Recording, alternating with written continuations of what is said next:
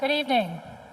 I'm Tina Batra-Hershey, President of the Faculty Senate Executive Committee and Associate Professor in Health Policy and Management. I'm pleased to declare the 2024 University of Pittsburgh School of Public Health graduation open. I now welcome Carmen Reynolds to the stage. Carmen is an MPH graduate in the Department of Human Genetics. Please rise as Carmen sings the national anthem.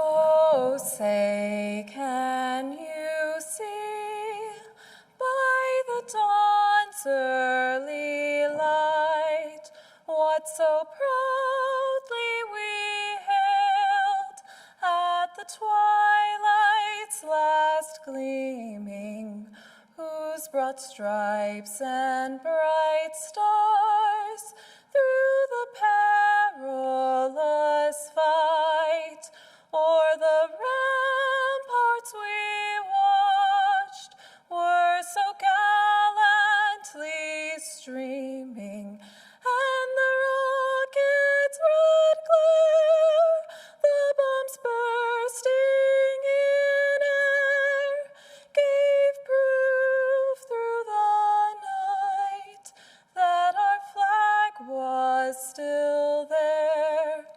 Oh, say does that star-spangled banner yet wave o'er the land of the free and the home of the brave?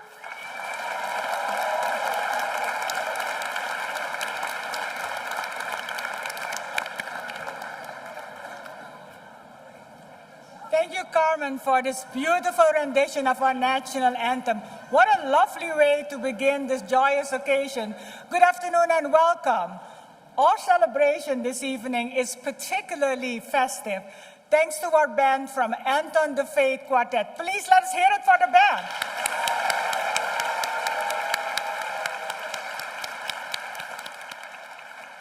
I'm Maureen Lichtveld, Dean of the School of Public Health. I'm delighted and honored to be here today with all of my esteemed colleagues behind me and in the audience to celebrate the School of Public Health 2024 graduation.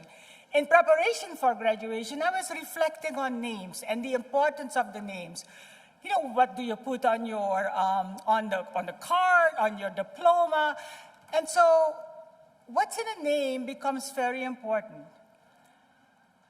And then I reflected on my own name. It's a personal story. Lichtveld in Dutch means light in the field.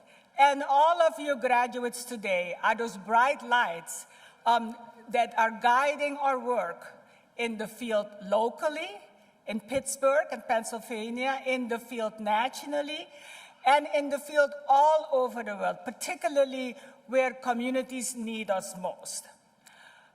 As part of my deanship, I identified 4 strategic imperatives, and the first one is the one I'm most proud of and the one we're celebrating today. In addition to precision public health, climate and health, and the first in equity and inclusion, we're celebrating our first strategic imperative, the Bachelors of Science in Public Health.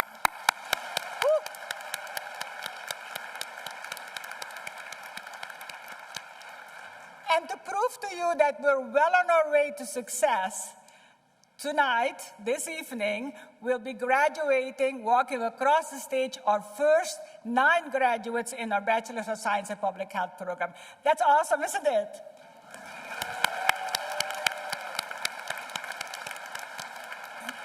One of the special parts of this 4-year bachelor's program is that students must spend 120 hours of surface learning, not in our school, not in our labs, but in the communities on the front line, so that they're ready to translate the coursework into real-life help, into real-life leading, into the lights in our communities.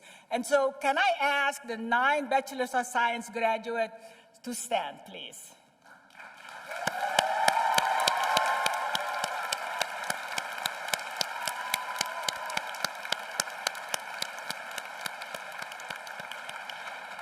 And yes, we're very proud of them, but it doesn't happen by itself. It happens because we have giants, we have champions, such as Dr. Ada Yoke, the Associate Dean for Undergraduate and Academic Affairs, and the Director of the Bachelor of Science program. Where is Ada?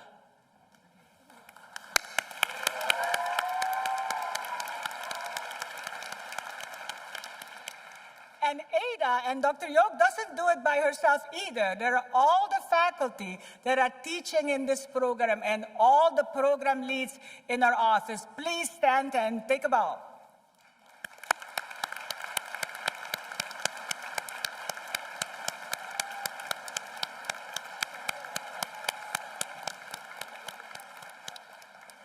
We currently have almost 200 undergraduate students, and this fall, we're adding about 200 more, in addition to the almost 800 graduate students. And so you could see we're well over 1,000 schools in our program. But we can't do that either by ourselves, because there are networks of parents and guardians and a support system where you make a difference for our graduates all those years that they were with us. Please, all the parents, guardians, friends, please stand and take a bow.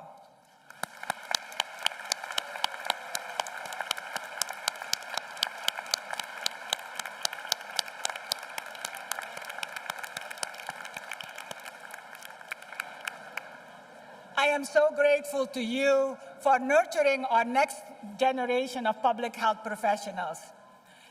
I'm especially honored today to welcome our former deans who gave so much to the school before I arrived. So I'll ask them to stand and please recognize and thank them, Dean Burke, Dean Goldstein, and Dean James.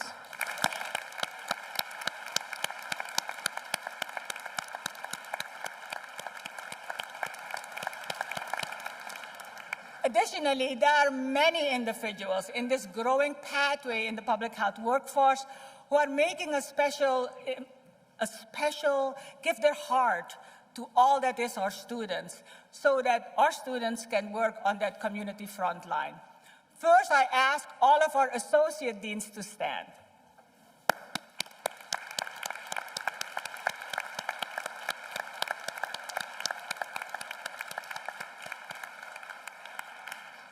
Second, on the front line of learning are our chairs.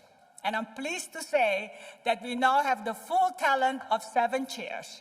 Our department play a real key role in what's happening in terms of learning and what's happening on the front line of education, but also across the way of research or policy, and all that happens in the practice space. Beginning with the chair of the Department of Environmental Occupational Health, Dr. Sally Wenzel.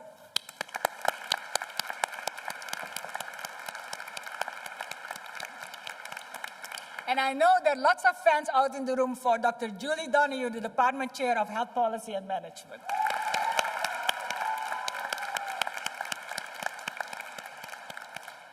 One of our newest chair, but somebody who was with us a long time, Dr. Kwasar Padia, the chair of the Department of Human Genetics.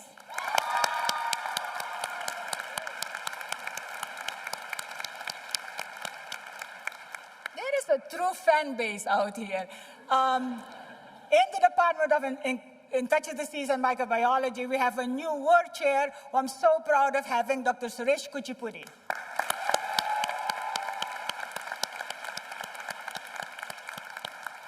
And a chair who was with us for a long time, but who's really a champion in all that relates to behavioral and community health sciences, Dr. Mary Hogg.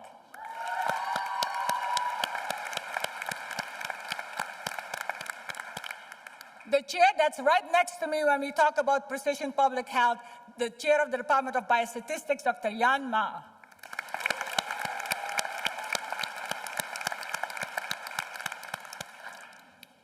And then next, I'm going to introduce two champions in epidemiology, beginning with Dr. Jane Cawley, who served as interim chair for a whole year as we were recruiting for a new chair. Please, let us credit Dr. Jane Cawley.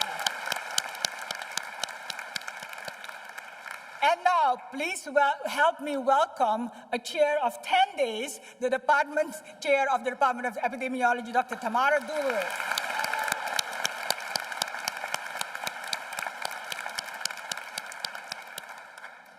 And even the chairs can't do it by themselves. They can't because there are all hundreds of students. And so I'll ask each of our faculty members to stand to be recognized.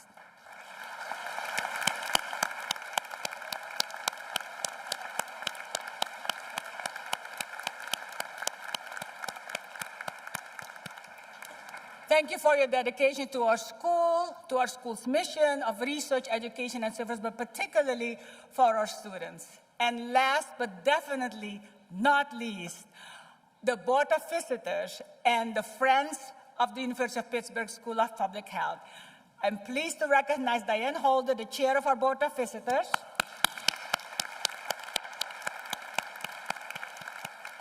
And George Vechter, whose name in Dutch means fighter, and he's right there with me to be fighting for public health.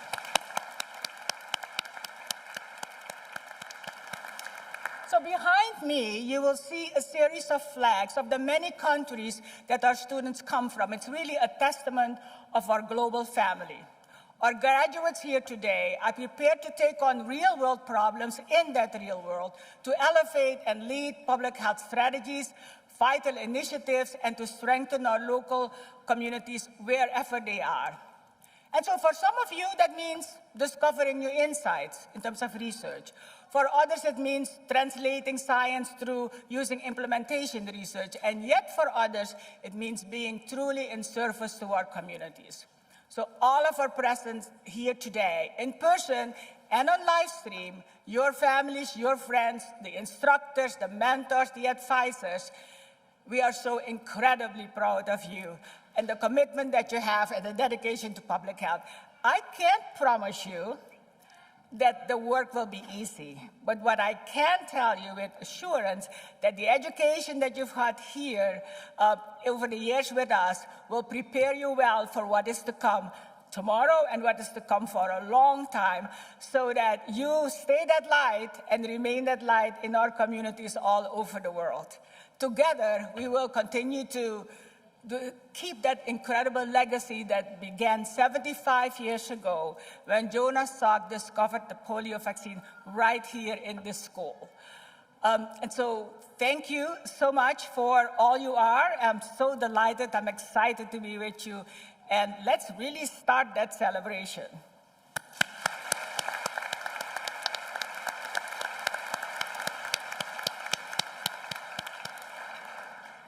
And to start that celebration, I'm now pleased to introduce many leaders, and I do that all the time, but I'm particularly pleased to introduce leaders who are not only role models, but also who lift us up. And so I'm honored today to introduce Admiral Rachel Ruffin. Admiral Ruffin was nominated by President Biden and confirmed by the US Senate in 2021. And I have to tell you that that confirmation led to her being the 17th Assistant Secretary for Health for the US Department of Health and Human Services. So we have a star in our midst, another light. Admiral Ruffin also is the head of the US Public Health Service Commission Corps, one of 8 uniformed services, and an elite team of people who are truly on that front line. Whenever there is a pandemic, when you hear there is an Ebola outbreak, that's where they are.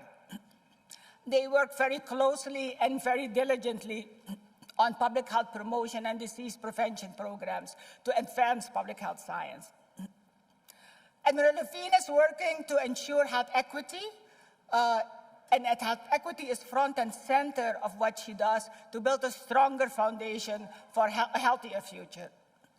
A healthier future in which all people and places in our nation can thrive. On a personal note, Admiral Ruffin and I have some common kinship. We are both members of the National Academy of Medicine, and we're both committed to science-driven solutions to the most complex of problems, especially climate and health. So after graduating from Harvard College and Tulane University School of Medicine, Admiral Ruffin completed her training in pediatrics and adolescent medicine at Mount Sinai in New York. Admiral Levine, and you'll hear soon, has a storied career, first as a pediatrician and an adolescent medicine specialist in academic medicine, and focused particularly on the intersection of mental and physical health, treating children, adolescents, and young adults. In 2015, closer to home, Pennsylvania Governor Tom Wolf nominated Admiral Levine to be Pennsylvania's Physician General. And what is seldom currently happening, she was subsequently unanimously confirmed by the Pennsylvania State Senate. That deserves an applause.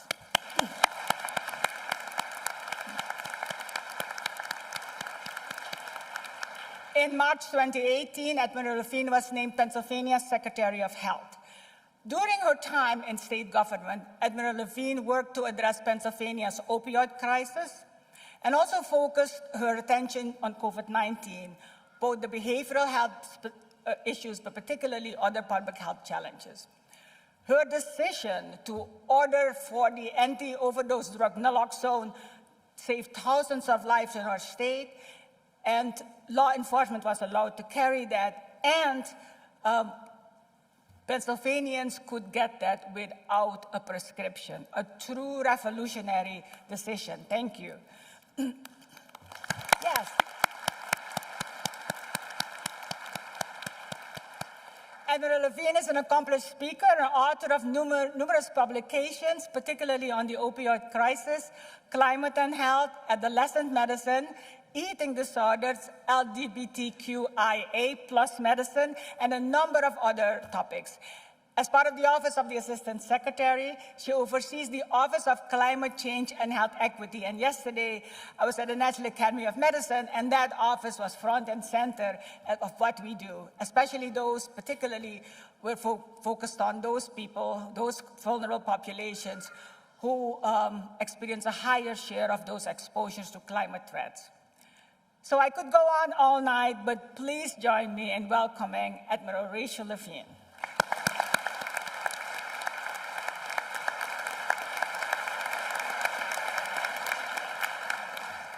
Well, thank you so much for that kind introduction. It is wonderful to be back here in Pennsylvania and to be back at the University of Pittsburgh.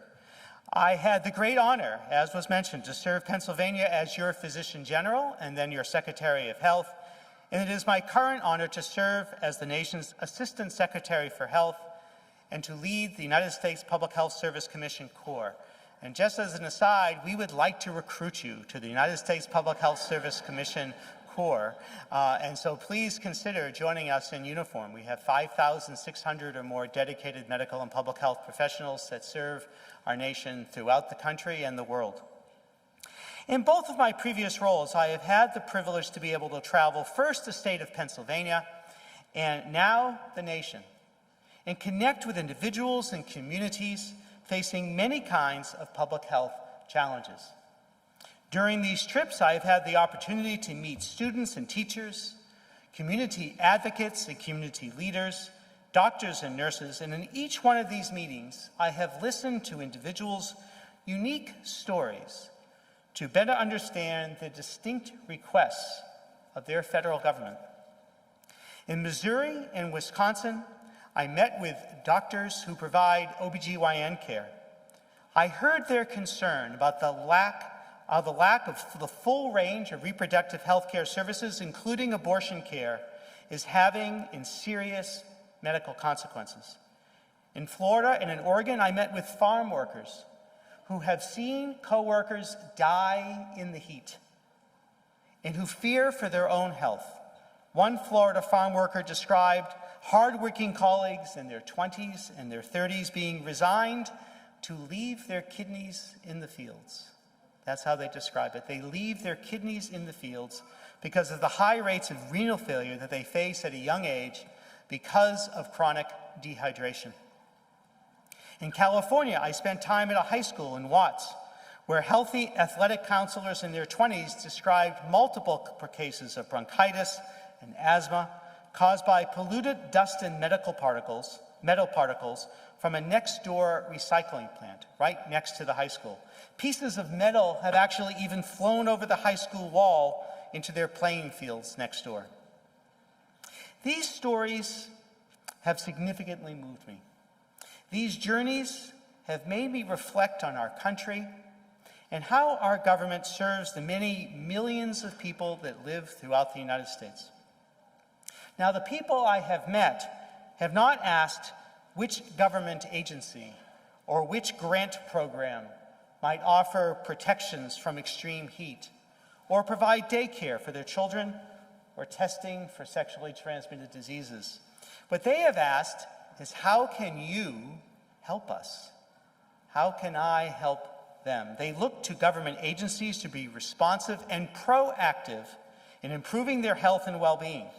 The people that I meet want to thrive in their communities. They want their families and neighbors to thrive. They want their children to have a better life. They want their communities to prosper and thrive. They want to be happy. Our country's foundation, laid right here in the Keystone State of Pennsylvania, in the Declaration of Independence, declared that we all have the right to life, liberty, and the pursuit of happiness. Life, liberty, and the pursuit of happiness, and that these are unalienable rights. Our founders did not just hold out these as aspirations. Life, liberty, and the pursuit of happiness are unalienable, self-evident rights that the government is literally created to protect. They are essential to our conception of the United States of America. They are fundamental responsibilities of our federal government. The idea that we can each pursue happiness was part of the original agreement among ourselves on equal footing with life and liberty. And I have actually visited the National Archives, and I have seen the original Declaration of Independence, which was quite a moving and inspirational experience. Now, I am a positive and optimistic person, and I am drawn to work that supports not just public life and liberty, but public joy and happiness. The pursuit of happiness is not an afterthought in our founding documents, and it's not an afterthought for me. It's part of who we are and how we are all supposed to live our lives. So I ask you, our nation's newest public health leaders, how do we make that possible today? How can you ensure the pursuit of happiness for yourself, your families, and your communities?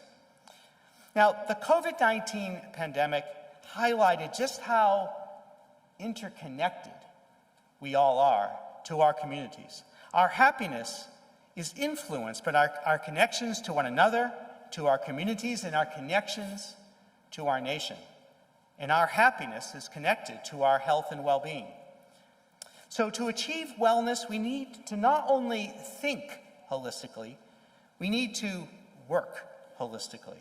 And in that spirit, I want to share an approach that my colleagues and I call People and Places Thriving. People and Places Thriving. It used to be called Equitable Long-Term Recovery and Resilience, but it didn't flow off the tongue so well. ELTRR, you have to have an acronym in the federal government. But right now we are PPT, People and Places Thriving. This initiative takes a holistic and I would also say a realistic approach to human needs. As I have traveled the country, I have seen the ways in which the health and well-being of the people that I meet are influenced by issues that are actually beyond the immediate scope of the Department of Health and Human Services. Communities need humane housing. They need reliable transportation. They need economic justice and economic opportunities. They need environmental justice and now climate justice. They need a sense of belonging and civic muscle. Improving our nation's health and well-being requires addressing all of these basic needs.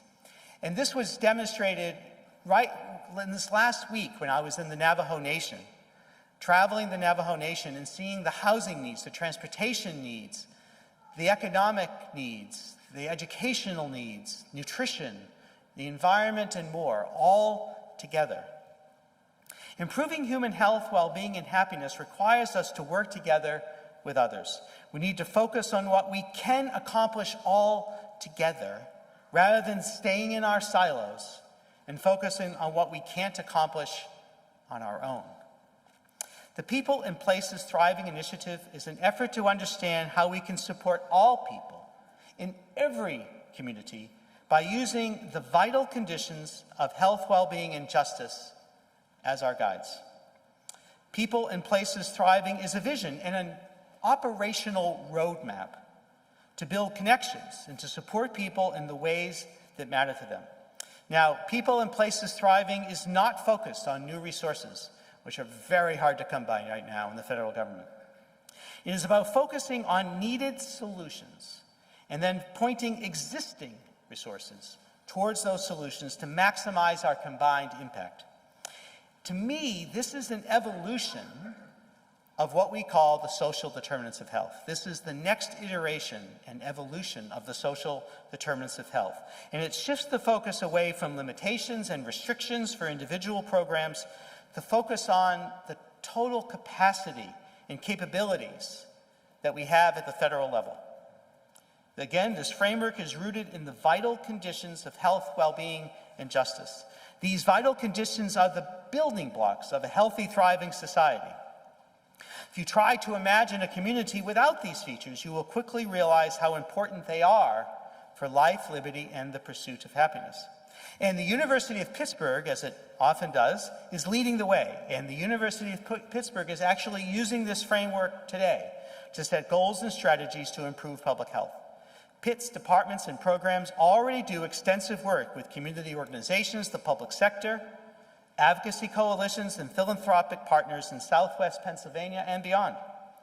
They build projects around what people need. And this approach will bear meaningful results in the coming years.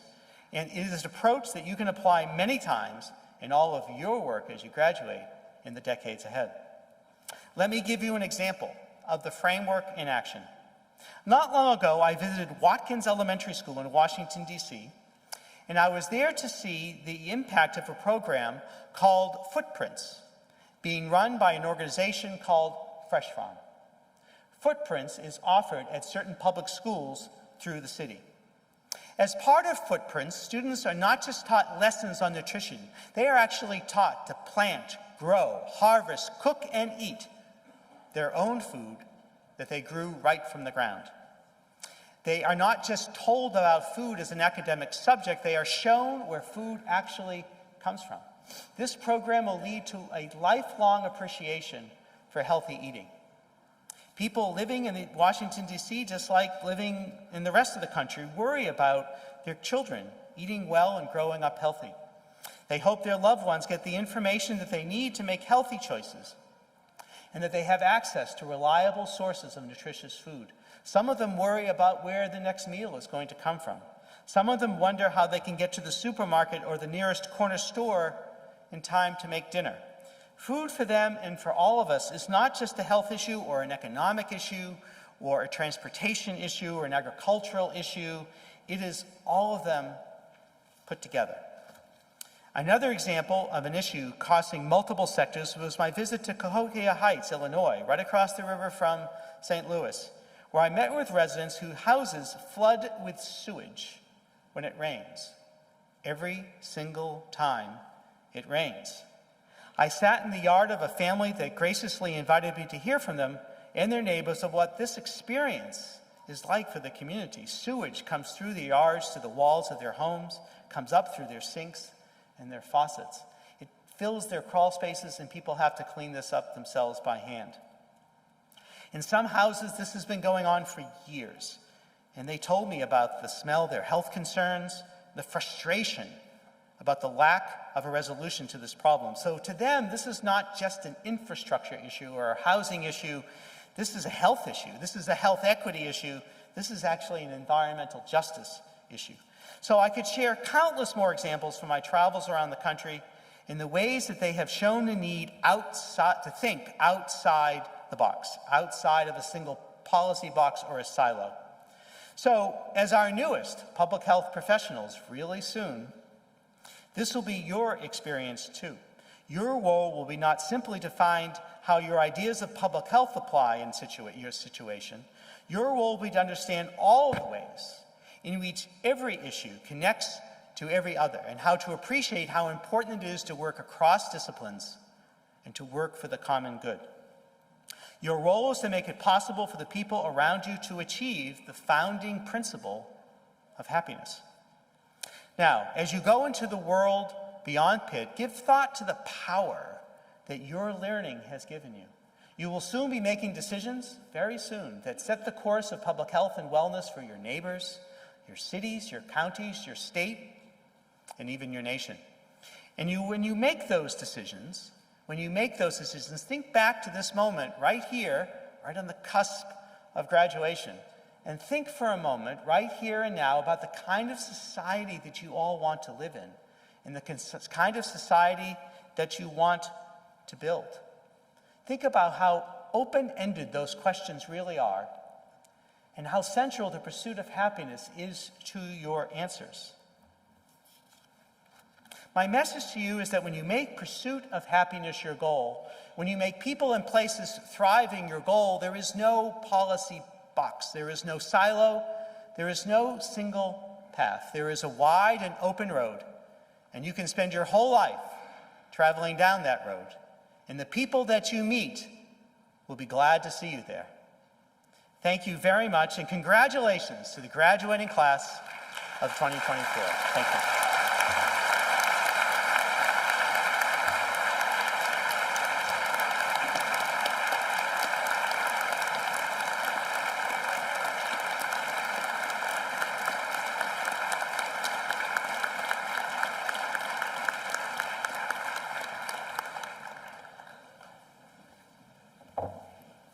And speaking about traveling, thank you so much, Admiral Rafin, for those inspirational words. I know that there are many things on your calendar, many things, and for you to be here with us is so special. And so I would like to ask Senior Vice Chancellor Shekhar to join me in giving you a small token of appreciation.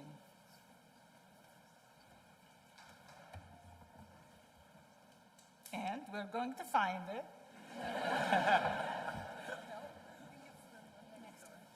Next to it? Okay.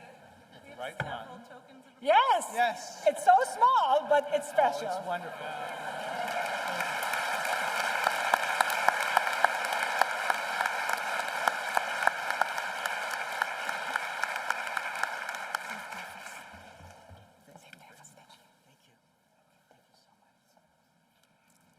It is now my pleasure to introduce Dr. Ananta Shekhar, the Senior Vice Chancellor for the Health Sciences and the John and Gertrude Peterson Dean of the School of Medicine at the University of Pittsburgh. You know, sometimes he of course, precedes over 6 health sciences schools, but sometimes I just want to have him for my own, but can't do that. He's a nationally recognized leader, a researcher, entrepreneur, and he leads all the 6 health sciences who are truly front-runners of research, of education, and of practice. His responsibility includes shaping the careers of more than 7,000 faculty and staff members, as well as the academic success of over 6,000 students, all the while supporting Pitt's position as a perennial top 10 recipient of NIH research dollars. He works closely with the University of Pittsburgh Medical Center to ensure that healthcare delivery and biomedical research continues and education continues to flourish. Please join me in welcoming Senior Vice Chancellor Dr. Ananta Shekhar.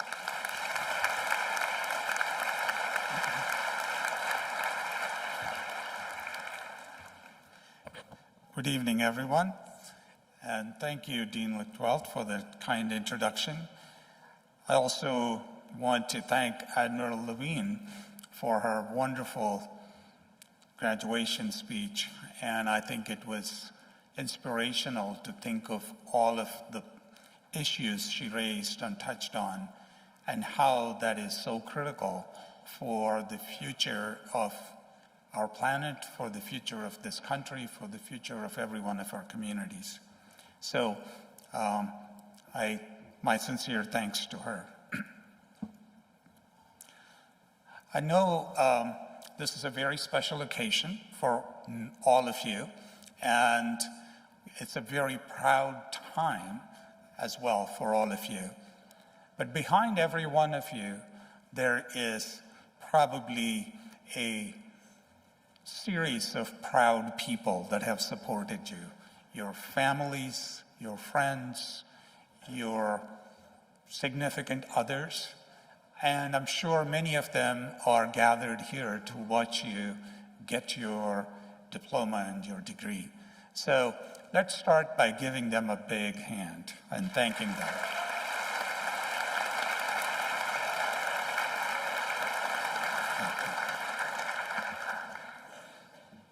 Today, this fall, right now, this year, in this spring graduation, we have roughly 1,700 health sciences graduates. This is in all the 6 health sciences schools, and I'll be attending every one of them, but you know, it is fun because it is such an exciting time, whether you're coming from public health, nursing school, pharmacy school, medical school. Everyone is so excited to launch their new journey after graduation. Of the 1,700, 200 are going to be graduating roughly from the School of Public Health. That is you. And I think you have a special role in what we need for our society. I'm very happy we need nurses, we need wonderful pharmacists, we need all of the healthcare workers. But we definitely need public health experts. As Dr. Levine mentioned, that is the true question of our world today, and certainly of your generation going forward. And I want to take a few minutes to just highlight that. The 2 words that you're going to graduate with are public health.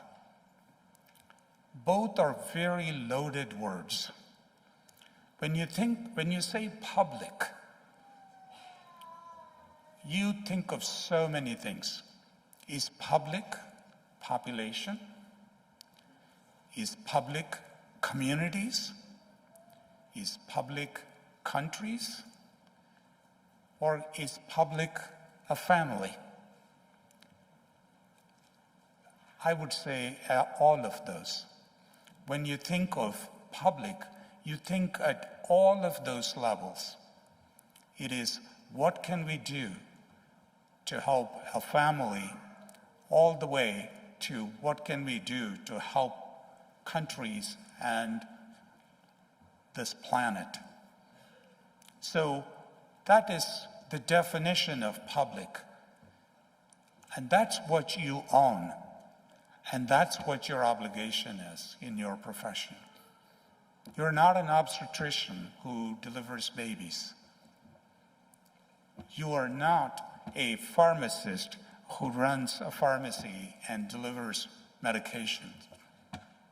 You are public, which means you have the entire spectrum of clientele, if you will, all the way to the planet.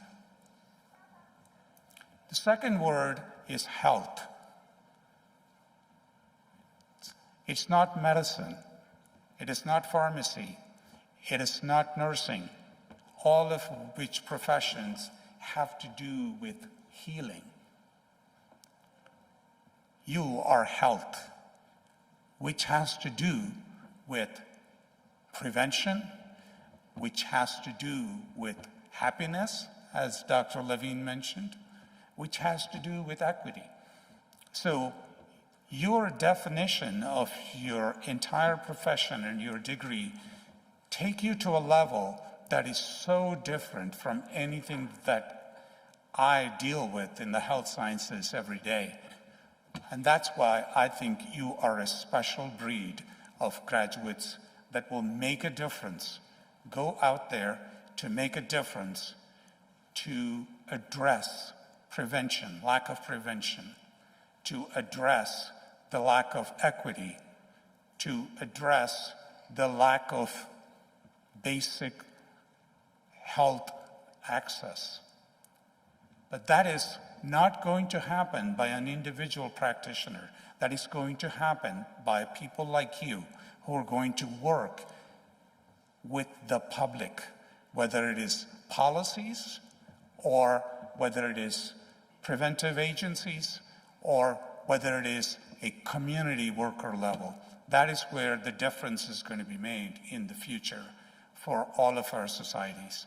So I'm thrilled to be part of this, and I really congratulate every one of you, both for completing your degrees, but in fact, for choosing such a noble approach to health.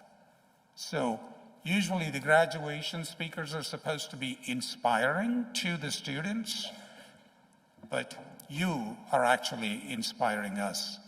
So thank you and congratulations.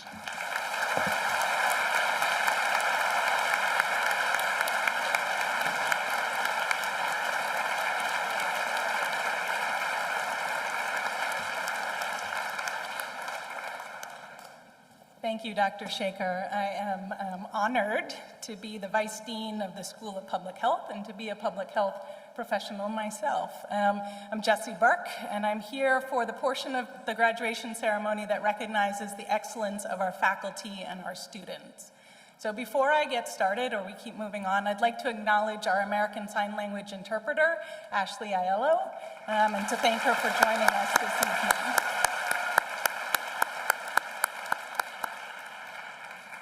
I'm now honored to announce this year's recipients of 2 faculty awards tied to our school's educational mission and to introduce our graduating student speakers. We'll begin by focusing on the undergraduate program. This year's recipient of the Bernard Goldstein Undergraduate Public Health Teaching Award goes to Firaz Abdul Wahid, Assistant Professor in the Department of Occupational Health. Dr. Abdul Wahid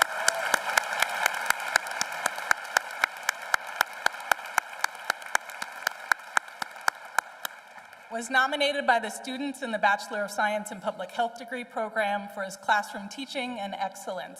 The following is one excerpt from his nomination entry. Dr. Abdul Wahid does a great job of breaking down topics that can be extremely complex, allowing them to be understood and better received by undergraduate students. He understands that students have various ways of learning, gives students different opportunities to demonstrate their knowledge in ways that work best for them. He is also very patient and will sit with students and work with them until the student feels comfortable with the material, as evidenced by his role in helping students complete their case study assignments. It's clear that his goal is for students to succeed. Aliyah Oshadi, our undergraduate student speaker, will present the award. I invite her, Dr. Abdul Wahid, Lickfeld, and Goldstein to the front of the stage for a photo.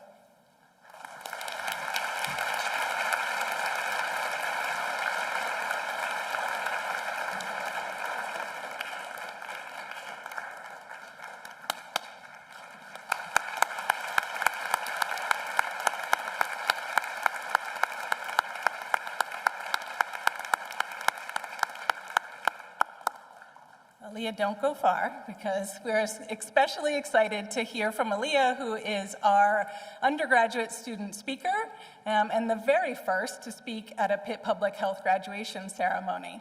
She's graduating with a BS-PH degree and is particularly passionate about community service and environmental justice for underserved communities.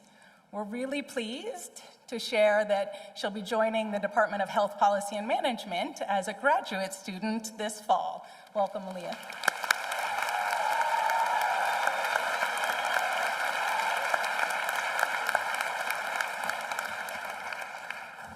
Thank you, Dr. Burke, for that wonderful introduction. Good evening, everyone. My name is Aliyah Oshodi, and I'm so proud to represent the first graduating class of the Bachelor of Science in Public Health degree program. When I was chosen to deliver this speech, I wondered what I would write about. I watched so many TikTok videos of examples because I wanted to give the most perfect speech to the best graduating class. However, I realized that it's okay to not be perfect, and in fact, imperfection is where growth begins. And just as I persevere through all my doubts and uncertainties to stand before you all, so have all of you. As I reflect on my experience at Pitt, the main word I think about is perseverance. Perseverance. Success is to be measured not so much by the position that one has reached in life as by the obstacles which he has overcome. Booker T. Washington. I came from a history of perseverance. My parents came to this country from Nigeria in May of 1997 for better opportunities and went through so many obstacles but never lost sight of their goals. Their resilience and perseverance taught me that no matter how hard things get, if we keep going, we can achieve everything. And I took this lesson with me as I navigated through college. For the seniors in the BSPH program, our college experience was a little bit different.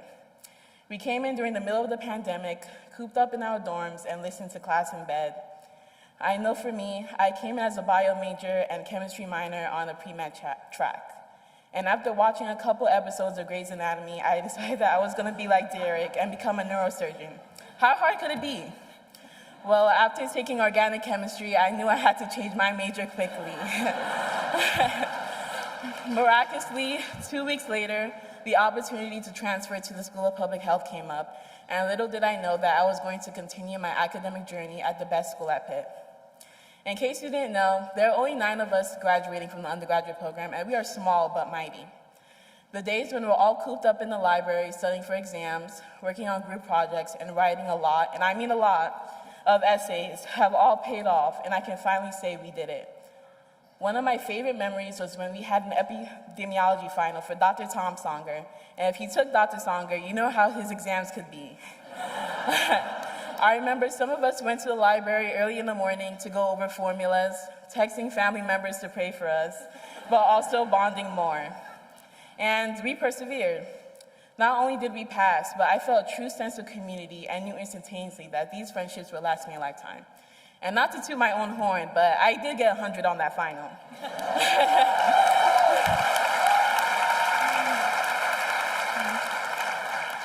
As a first-generation Black student, I knew that I was going to have some challenges coming into Pitt, and I did.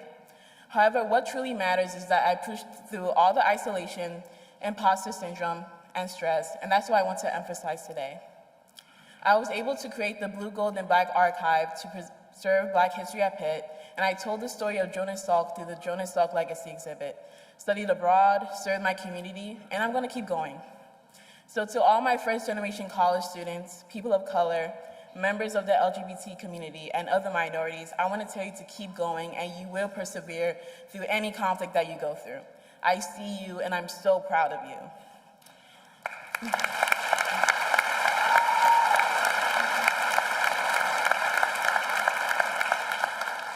As I look through this room, I just think that we are so lucky to witness the presence of these future leaders among us. As we reminisce and celebrate, don't forget that there is still work to be done. Unlike the previous things I mentioned, health inequity is still a conflict that we have yet to overcome. Let's not forget about our collective goal to achieve health equity in a world where access to healthcare is not always equal. Let's not forget to advocate for those who are marginalized and underserved. I truly believe that every one of you can build a future where health equity is not just a goal, but a reality for everyone. Now, to end on a positive note, I want to quote one of my favorite lyricists, and most of the graduates should know this song. But Meek Mill once said, "Hold up, wait a minute, y'all thought I was finished?" I'm so excited to say that I'll be continuing my academic journey at the School of Public Health to get my master's in health policy and management. I would like to thank all my family, friends, professors, my sorority sisters, Mara, Dr. Yuke, Adrian, Mike Dollinger, and my graduating class. You guys got me to this point, and I appreciate you guys so much.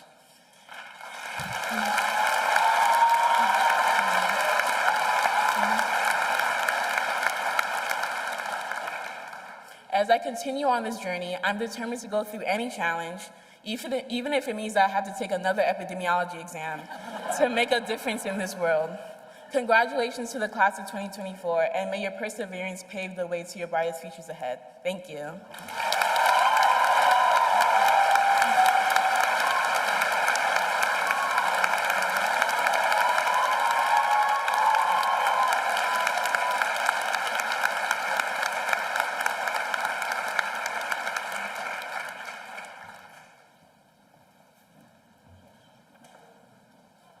Thank you, Aaliyah. So I'm now pleased to announce the recipient of this year's Graduate Teaching Award. the James Craig Excellence in Teaching Award. This year's award goes to Professor Tina Batra Hershey.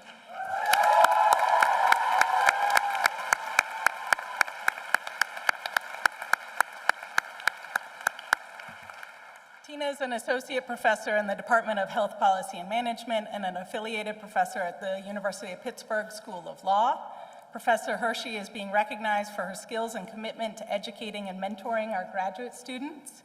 This year's pool of nominees was the largest that I have ever seen, and the Craig Award Committee of Pitt Public Health students, past awardees, and a number of staff had a really hard time selecting from the outstanding faculty. So a round of applause to all the faculty.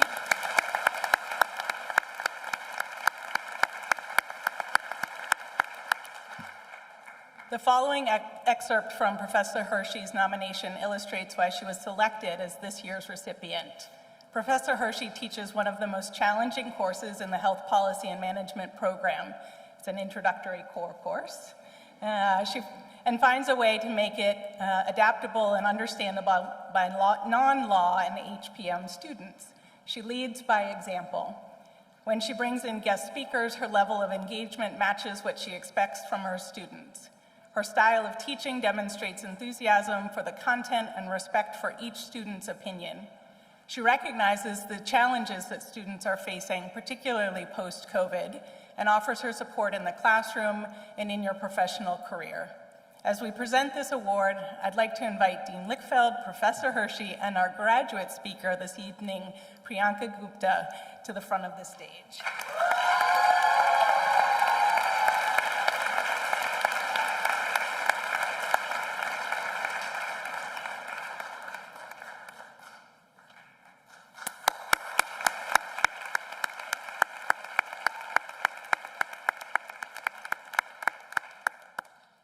Congratulations. Our graduate student speaker this evening is Priyanka Gupta. She's a dual degree student, a Master's of Health Administration and a Master's of Business Administration, so a lot of work.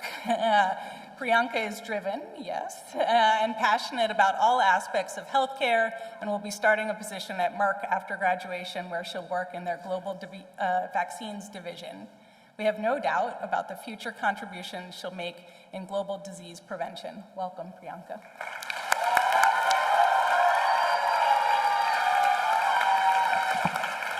All right, how's everyone doing? Yeah? I think my parents are finally awake now. This is actually a surprise for them, so shout out to the Gupta family and friends over there. All right, let's begin. Good evening, faculty, staff, esteemed guests, family and friends, and of course, my fellow graduates.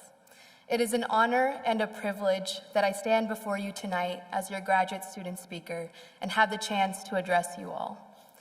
As we gather here to celebrate the end of this chapter and the beginning of the next, I can't help but reflect on this whirlwind of a ride that has been our graduate school experience. We thank our professors and mentors for your unwavering guidance and passion for shaping the next generation of public health and healthcare leaders. To our families, friends, and loved ones, thank you for your patience and understanding through countless hours of studying and moments of self-doubt. Now tonight, I was given 5 minutes to capture our journey as graduate students and inspire you all. Well, in my head, I thought, I'm just an MHA MBA student. I'm supposed to be looking at your financial spreadsheets and telling you all your funding is gone. Just kidding. But setting humor aside for just a moment, let's talk about our favorite topic in healthcare, change. In a world defined by constant change, it is our response to its impact that drives our path forward. So let me break this down to a small little short story about my late grandfather, who would always tell his kids and grandkids this one mantra, and it went something a little like this. Whatever you do in life, just be consistent. Simple, right? Well, I was 9 years old when I first heard this and quickly realized that I had completely misinterpreted the meaning behind it. Picture this, mini-me, basketball fanatic, promised to practice every day for 2 weeks straight just to prove my consistency to my grandfather. But one day there was a big storm, so I decided to skip 1 day of practice. What was my grandfather's response? Well, he looked at me and said, "Try again." Well, I scratched my head, feeling confused. How was I supposed to practice in the storm? But then he subtly nudged me to think outside of the box. So what did I end up doing? I took this as a challenge and revamped my entire game plan. The garage turned into my basketball court, YouTube became my coach, and boom, innovation at its finest for a 9-year-old in the early 2000s. But that's when it clicked. Consistency isn't about mindless repetition. It's about adaptability and resiliency.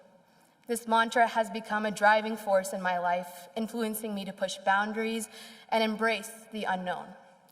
I took embracing the unknown to another level as I'm about to embark on an adventure post-graduation to a place all Pittsburghers love and adore, Philly. Yeah. Yep, you heard it right. I'm setting trends even Kenny Pickett can't resist. Too soon. We as graduate students thrive in unfamiliar territories because it's there that we truly discover our potential. I realize our journey mirrors the essence of my grandfather's mantra. We have faced storms, missed a few practices, but through it all, we learn to adapt, innovate, and persist, whether it's in our research labs, internships or residencies, or simply in our classroom settings. We have overcome obstacles during our journey, emerging stronger and more capable than ever. As we step into the next chapter of our lives, we carry these lessons learned, the bonds and relationships formed, and the courage to navigating the unknown with confidence. Ultimately, it is our relentless drive and determination that helps us persevere and reach our aspirations. So, as we embark on our postgraduate endeavors, let us not forget about the profound impact we can have on public health and healthcare. Let us carry forward the commitment to advocating for health equity and social justice. Our time spent in graduate school has sharpened our skills, broadened our perspectives, and instilled in us a deep sense of responsibility towards the health and well-being of our communities. Just as my grandfather's mantra transcended the basketball court, our strength and willpower will transcend any obstacles we encounter during our future pursuits. With all of that being said, I'll leave you with this. Whether it's navigating new paths within medicine, research, academia, business, or beyond, remember that consistency isn't just about sticking to a routine. It's about staying true to ourselves, even in the face of change. Once again, congratulations, class of 2024. I'm confident that each and every one of you is prepared for the journey ahead. Thank you.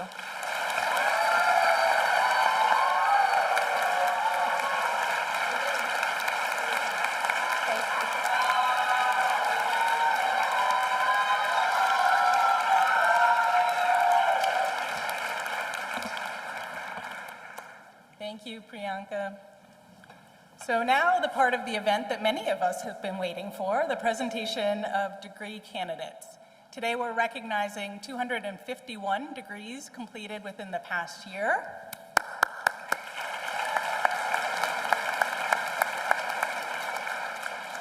And celebrating the accomplishments of students in our multiple degree programs. This includes 9 undergraduate degrees, 33 doctoral degrees, and 209 master's degree. And cheers to the ones that we have here with us today. That's 170 students that we're gonna go through and recognize individually. In addition to their degrees, we're recognizing and celebrating several student award recipients. Information about the student awards is listed in your program on page 7. And these awards include induction into the Delta Omega Honor Society. Delta Omega is the National Honorary Society for Graduate Studies in Public Health and recognizes outstanding performance in the field. I now invite Dean Lickfeld to the front of the stage to congratulate each graduate as their name is read by our announcer, Jean Marshall. And graduates, please pause for a photo with Dean Lickfeld.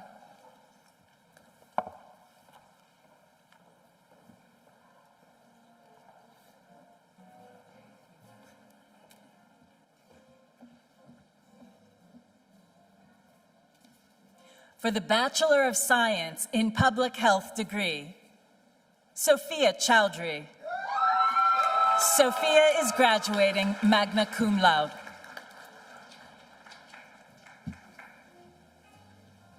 Nyasha Mafara Chisi. Nyasha is graduating summa cum laude and is also the recipient of the Outstanding Student Award, the Dean's Service Award, and the University of Pittsburgh's University Scholar Award. Brittany Manu. Brittany is graduating cum laude.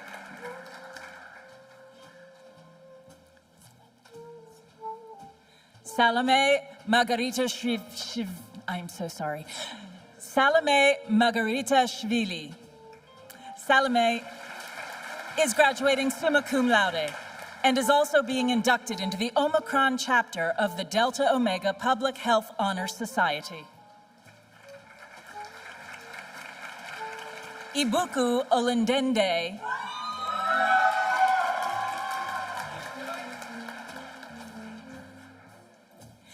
Aliyah Oshodi. Aliyah is graduating magna cum laude and is also the recipient of the Community Engagement Champion Award and the University of Pittsburgh's Benjamin A. Gilman International Scholarship. Shanita Russell. Shanita is graduating magna cum laude. Brooke Shapiro. Brooke is graduating cum laude.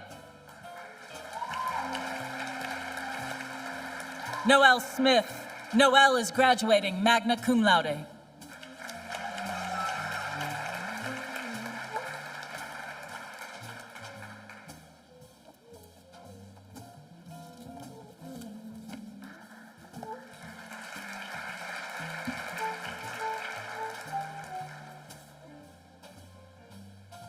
For the Doctor of Philosophy degree, Flor de Abril Cameron, hooded by Patricia Document.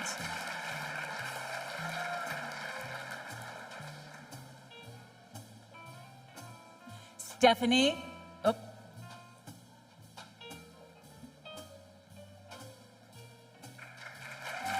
Congratulations, Dr. Cameron.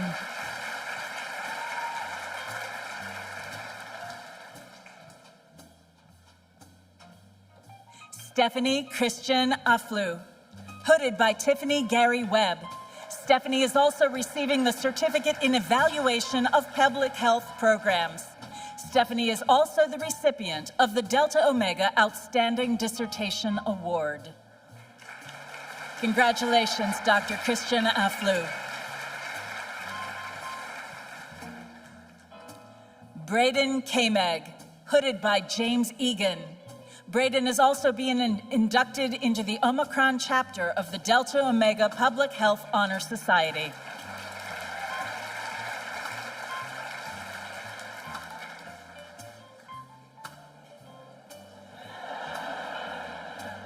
Congratulations, Dr. Kameg. Shinran Liu, hooded by Stephen Albert.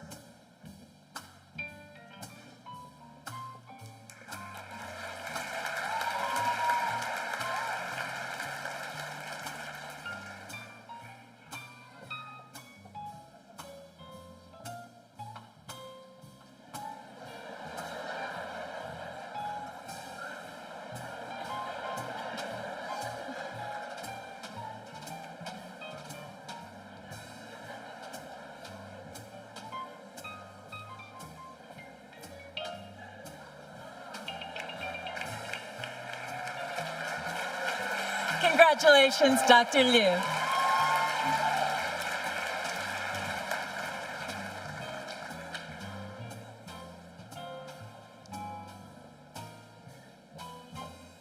Noelle Spencer, hooded by Mary Hawk and Marian Jarlensky. Noelle is also the recipient of the Outstanding Student Award.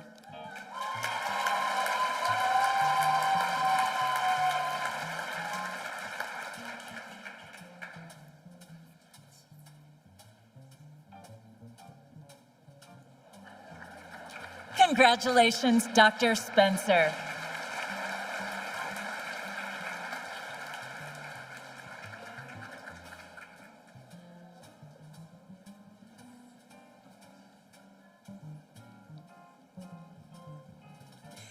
Manti Sai, hooded by Jaibao Wang.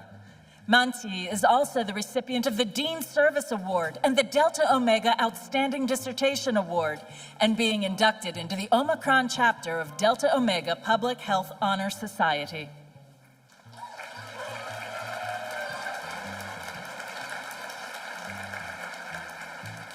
Congratulations, Dr. Tsai.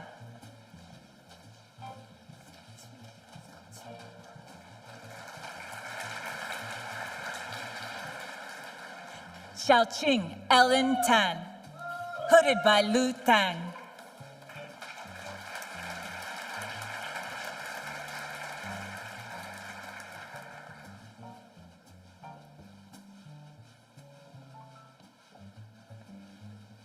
Congratulations, Dr. Tan.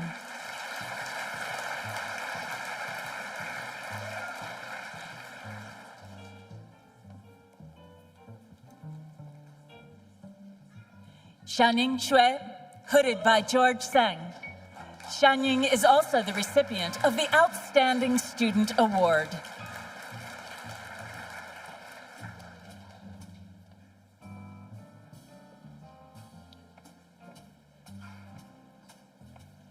Congratulations, Dr. Xu.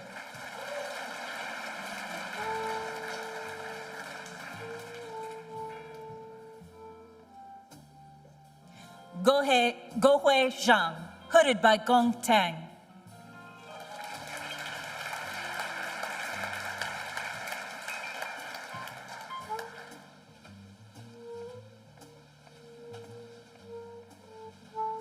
Congratulations, Dr. Zhang.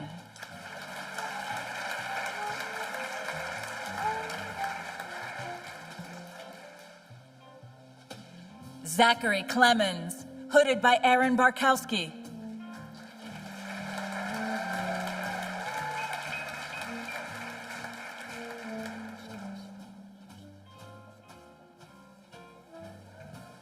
Congratulations, Dr. Clemens.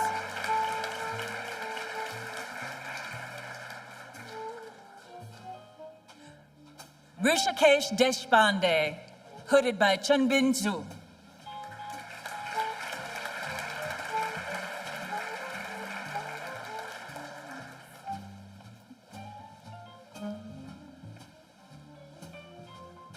Congratulations, Dr. Deshpande.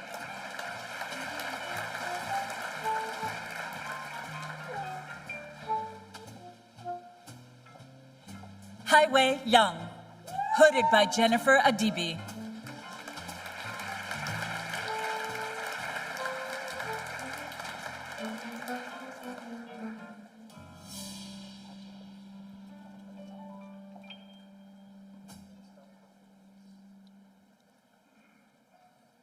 Congratulations, Dr. Liang.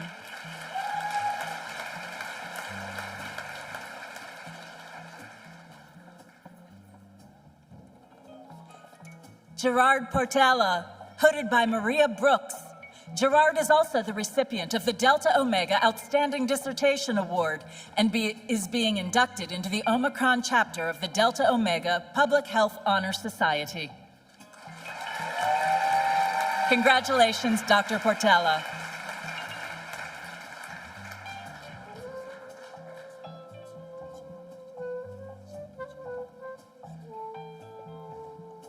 Chimi Yojun, hooded by Samar El Kuhardre.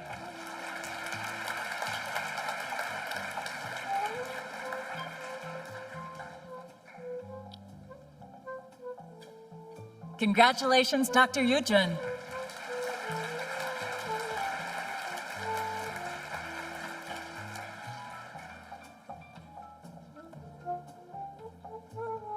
Jimmy Roberts, hooded by Elsa Stratmeyer.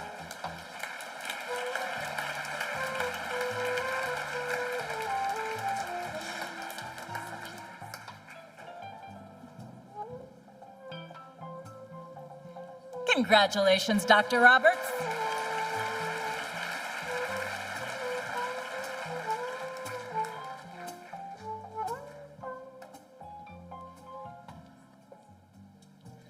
Siting Sai, hooded by Julie Donahue. Siting is also the recipient of the Outstanding Student Award.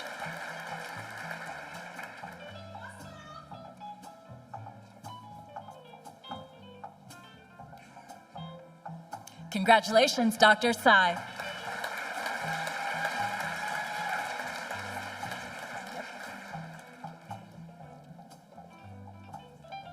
Alexandra Glynn Hames, hooded by Howard Degenholtz and Nancy Glynn. Alexandra is also the recipient of the Delta Omicron Outstanding Dissertation Award and is being inducted into the Omicron chapter of the Delta Omega Public Health Honor Society. Congratulations, Dr. Hames.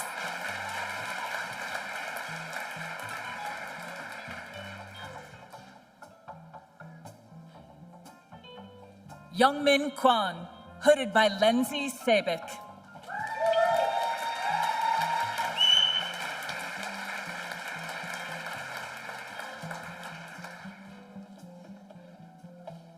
Congratulations, Dr. Kwan.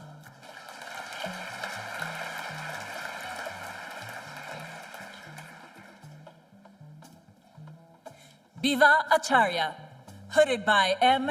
Ilyas Kambo. Viva is also receiving a Master of Science in Human Genetics.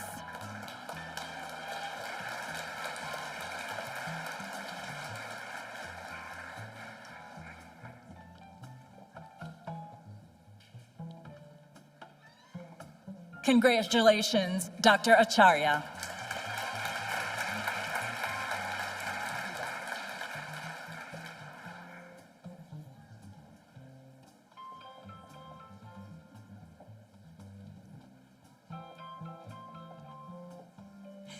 Melissa Bulick, hooded by Beth Roman. Melissa is also the recipient of the Dean's Service Award.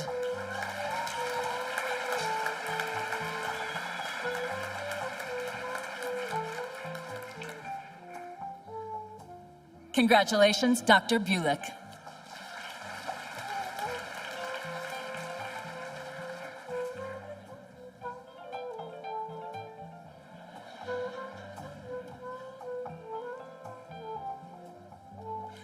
Xian Yang, hooded by Dennis Kostka.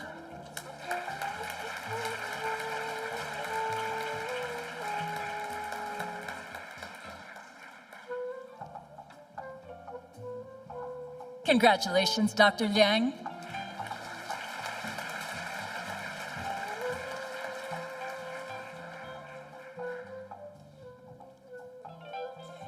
Edi Chin, hooded by Hyung Jung Park. Edi is also the recipient of the Outstanding Student Award.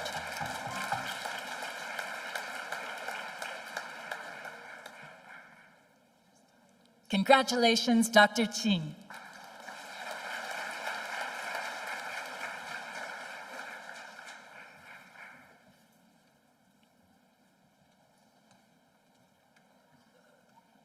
For the Master of Health Administration degree, Misbah Ahmad.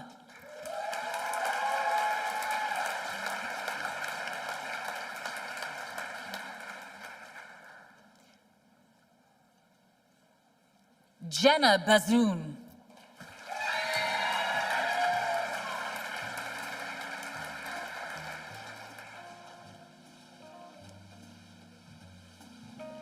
Brandon Bijou.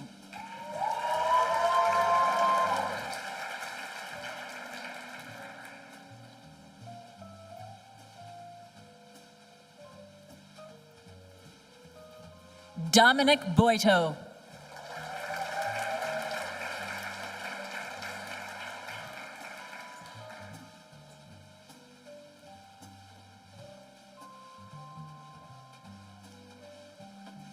Linkay Manasha Churston. Linkay is also receiving the certificate in global health.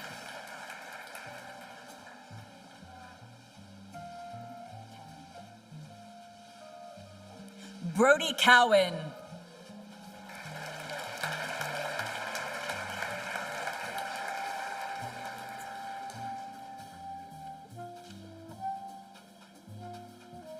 Juan de Santiago.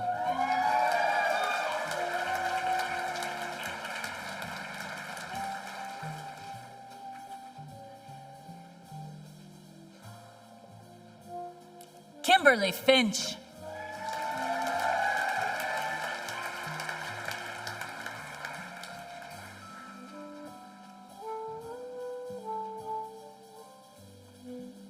Priyanka Gupta.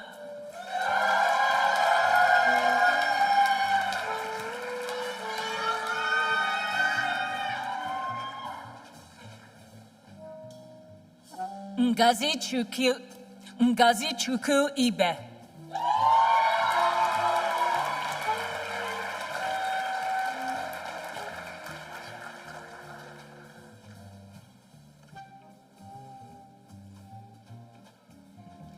Alan Jiang. Alan is also being inducted into the Omicron chapter of the Delta Omega Public Health Honor Society.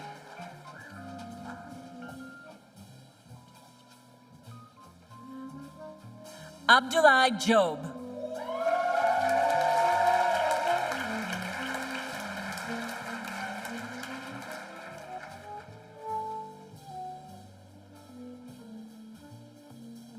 Justin Coleman.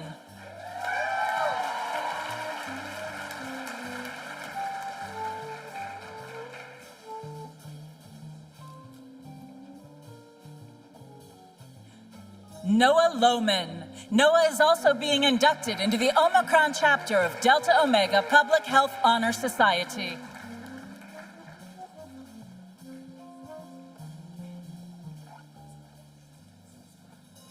Saad Mir.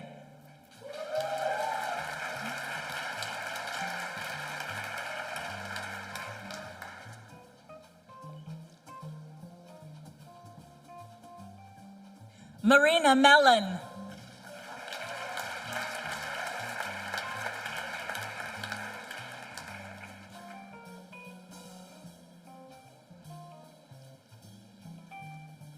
Kirsten Parker.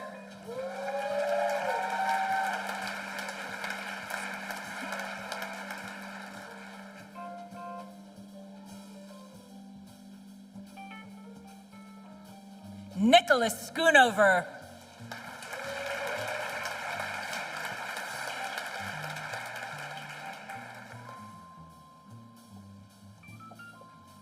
Natasha Shaw. Natasha is also the recipient of the Outstanding Student Award.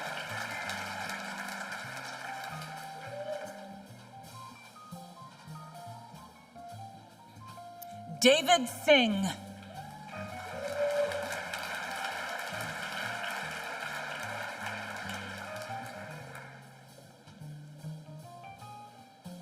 Catherine Wallace.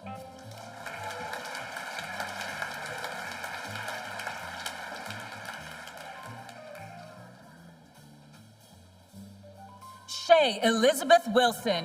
Shay is also being inducted into the Omicron chapter of the Delta Omega Public Health Honor Society.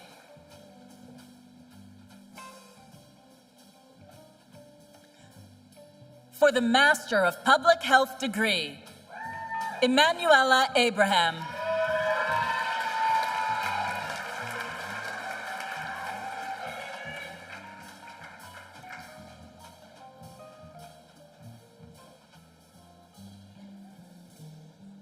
Kritika Banerjee.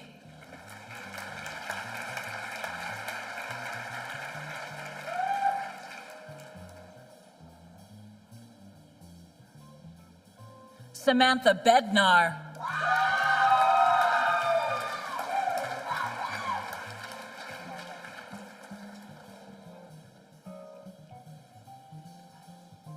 Fulvia Camargo.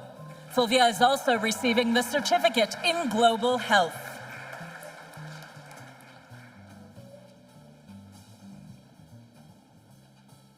Emma Ford.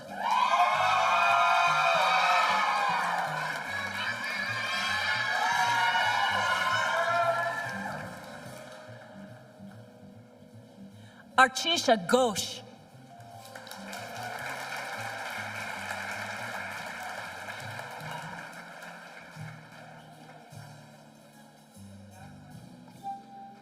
Annie Gordon.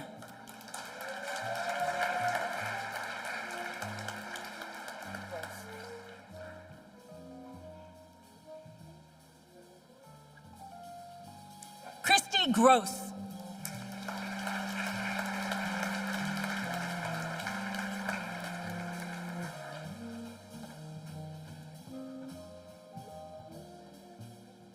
Tanya Elizabeth Ham.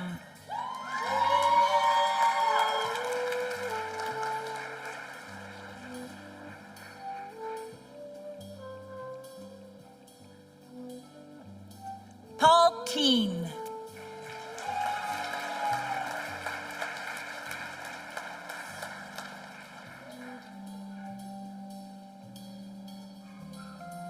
Claire Lama.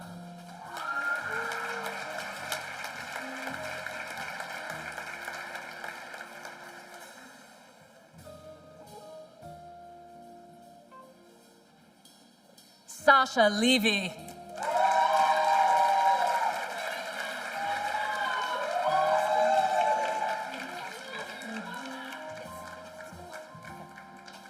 Emma Austin Marcus.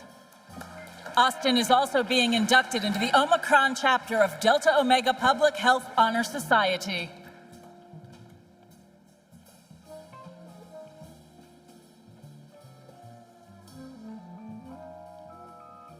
Nicole McCaffrey. Nicole is also the recipient of the Outstanding Student Award.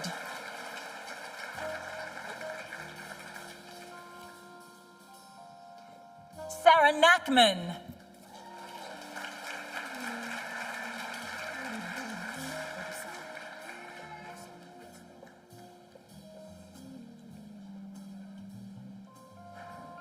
Naomi Odusana.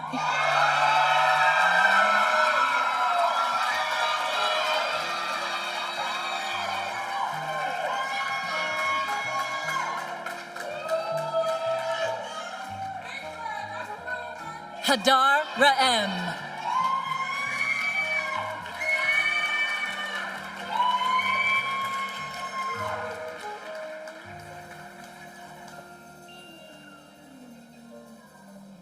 Carly Reedman.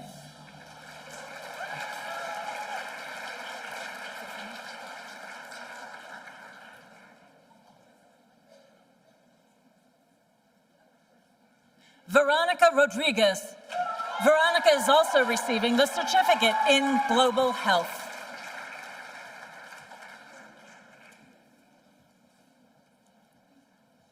Samantha Rosenberg. Samantha is also receiving the certificate in health equity.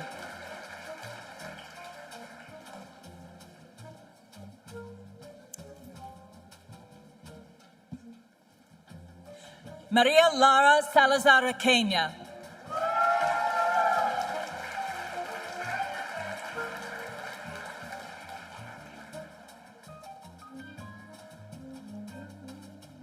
Jessie Thornton. Jessie is also receiving the certificate in evaluation of public health programs.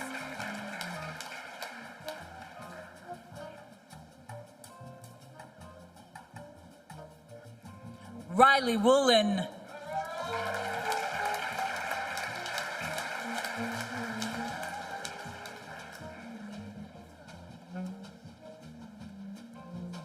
Miranda Amen.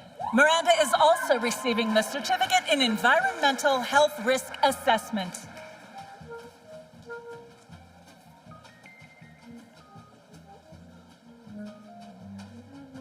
Matthew Gesualdo. Matthew is also receiving the certificate in environmental health risk assessment.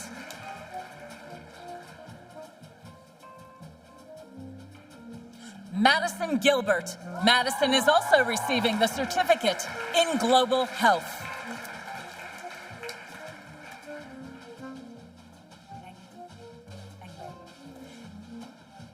Ang Lei.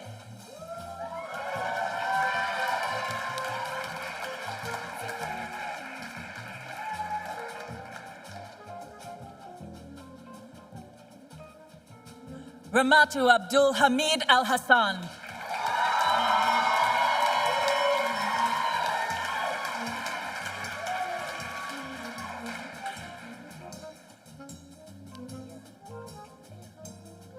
Rachel Ayer. Rachel is also the recipient of the Delta Omega Outstanding Essay Award.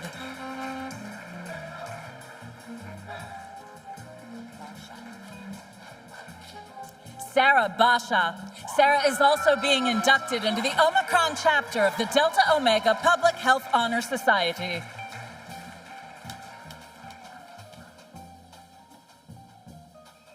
Colleen Ballantyne. Colleen is also receiving the Certificate in Global Health. Colleen is also the recipient of the Outstanding Student Award.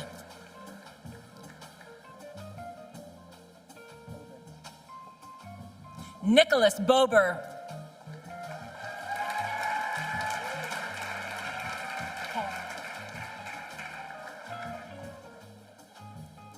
Beyonce Carrington.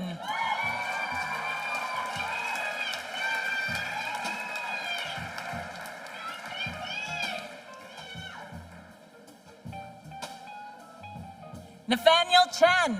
Nathaniel is also receiving the Certificate in Global Health.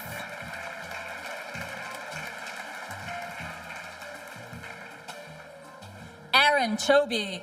Aaron is also being inducted into the Omicron chapter of Delta Omega Public Health Honor Society.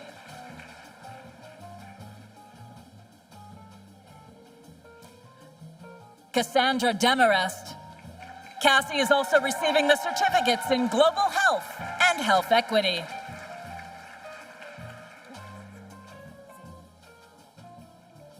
Zainab Gawala.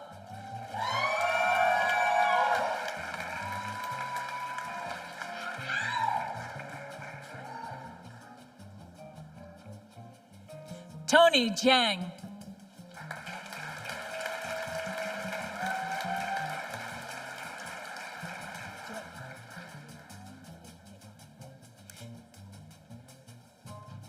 Caitlin Klein.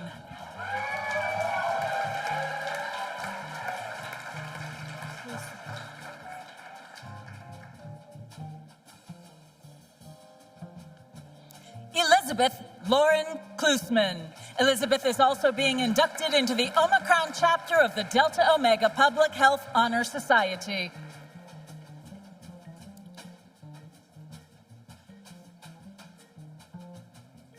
Hannah Kunsak.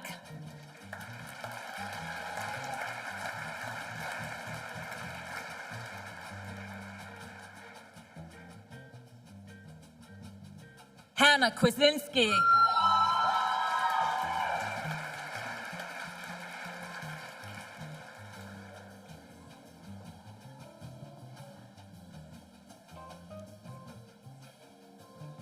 Prashanti Limbu. Prashanti is also receiving the Certificate in Health Equity.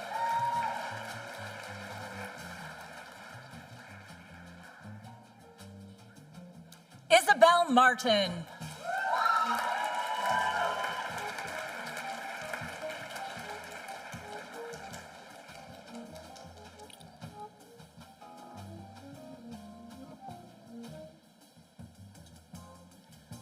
Olivia Mitchell.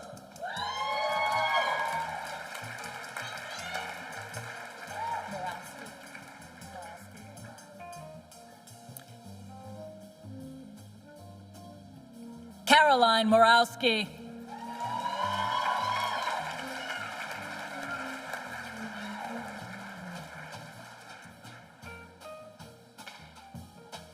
Mary Ross.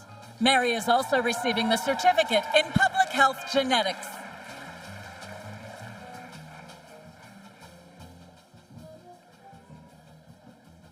Amanda Schaefer. Amanda is also receiving the Certificate in Global Health.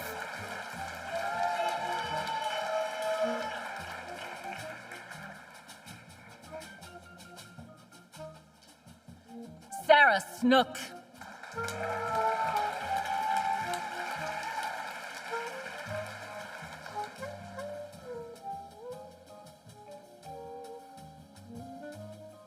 Bhavini Sota.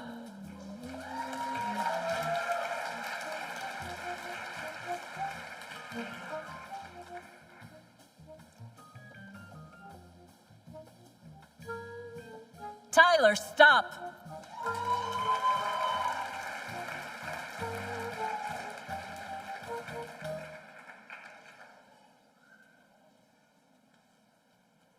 Shade Tukuru. Shade is also receiving the Certificate in Health Equity. Shade is also being inducted into the Omicron chapter of the Delta Omega Public Health Honor Society.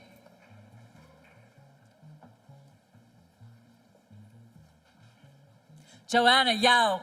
Joanna is also receiving the Certificate in Public Health Genetics.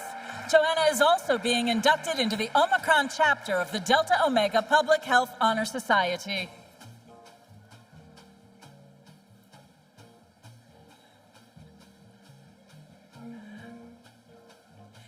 Emily Yeager.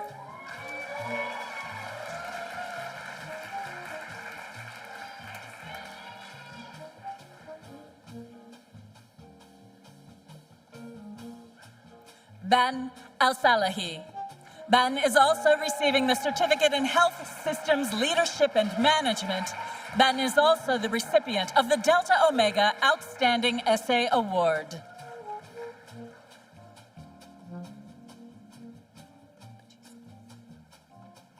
Jessica Batusi. Jessica is also being inducted into the Omicron chapter of the Delta Omega Public Health Honor Society.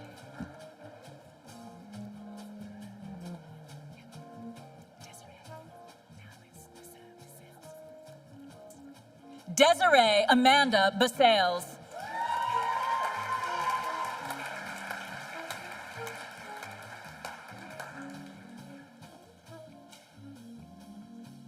Jonah Cortez. Jonah is also being inducted into the Omicron chapter of the Delta Omega Public Health Honor Society.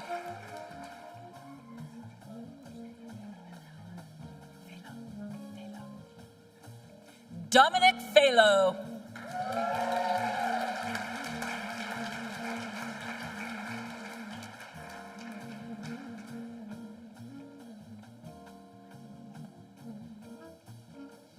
Lindsay Gutzmer.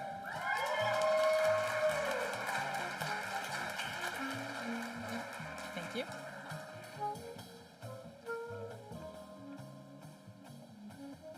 Afi Kofi. Afi is also being inducted into the Omicron chapter of the Delta Omega Public Health Honor Society.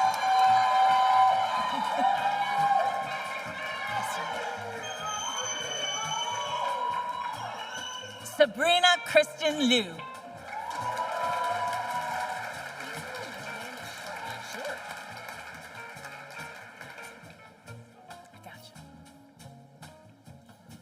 Madison Courtney Myers.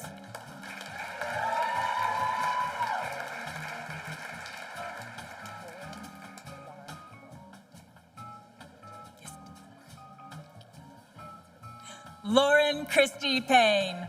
Lauren is also being inducted into the Omicron chapter of the Delta Omega Public Health Honor Society.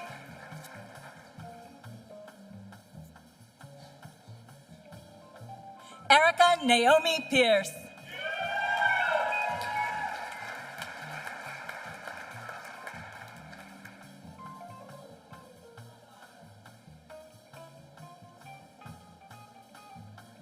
Joan Pyle.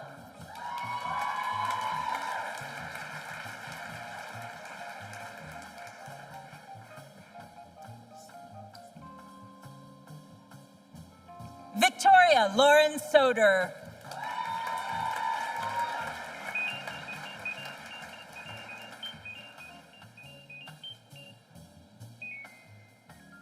Isabella Zhu. Isabella is also receiving the Certificate in Health Systems Leadership and Management.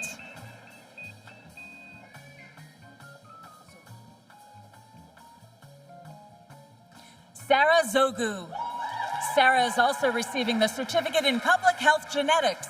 Sarah is also the recipient of the Dean's Service Award.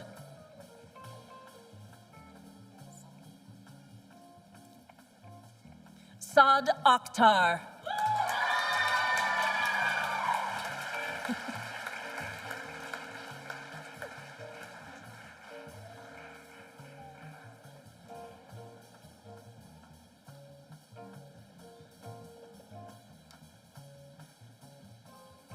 Grace Booz.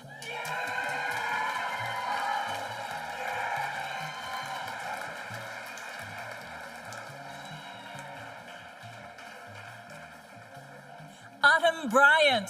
Autumn is also being inducted into the Omicron chapter of the Delta Omega Public Health Honor Society.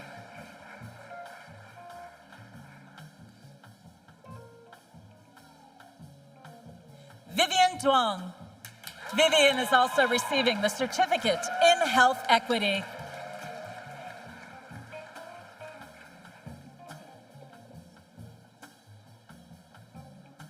Kaylee Jean. Kaylee is also receiving the Certificate in Lesbian, Gay, Bisexual, and Transgender Individuals Health and Wellness.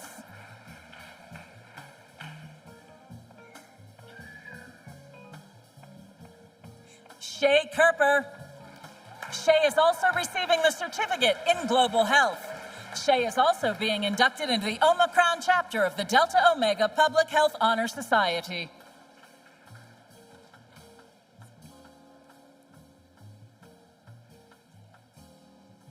Nellie Kiriza.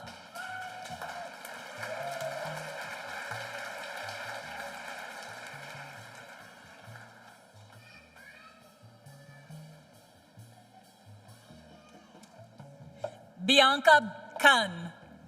Bianca is also receiving the Certificate in Environmental Health Risk Assessment.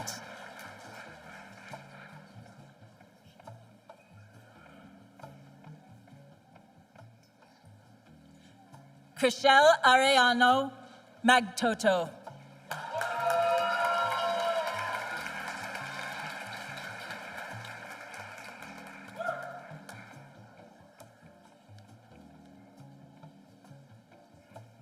Catherine Novak.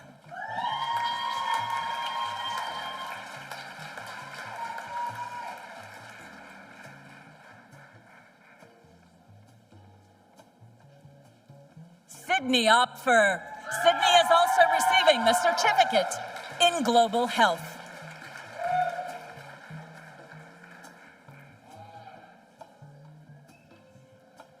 Carmen Reynolds. Carmen is also being inducted into the Omicron chapter of the Delta Omega Public Health Honor Society.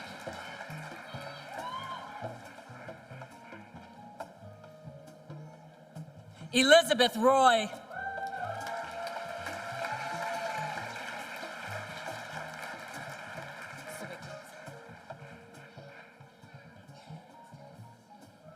Kennedy Sawicki. Kennedy is also receiving the Certificate in Lesbian, Gay, Bisexual, and Transgender Individuals Health and Wellness. Kennedy is also being inducted into the Omicron chapter of the Delta Omega Public Health Honor Society. Jonathan Scott.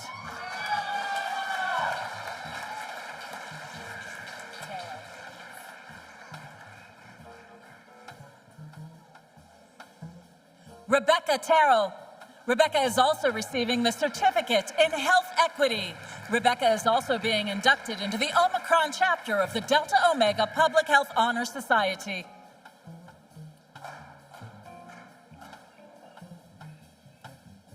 Aparna Odiyavar. Aparna is also being inducted into the Omicron chapter of the Delta Omega Public Health Honor Society.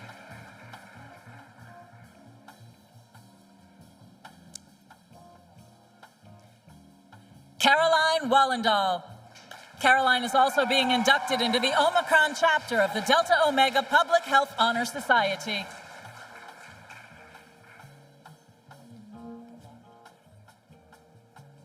Savannah Ballard.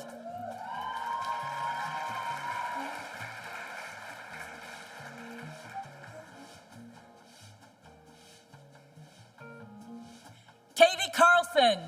Katie is also the recipient of the Outstanding Student Award and is being inducted into the Omicron chapter of the Delta Omega Public Health Honor Society.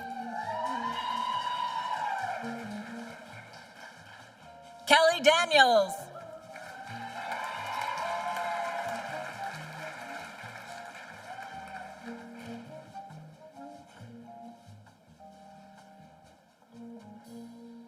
Dina Irafage.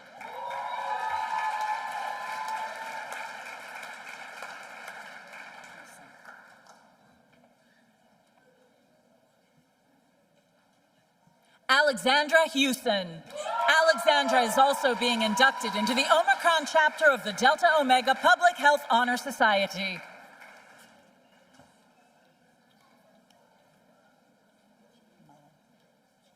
Alexandra Mullen. Alexandra is also being inducted into the Omicron chapter of the Delta Omega Public Health Honor Society.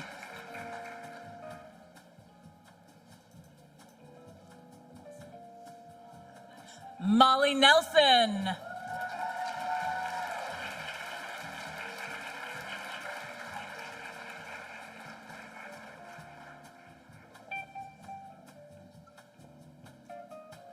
Ireland O'Brien.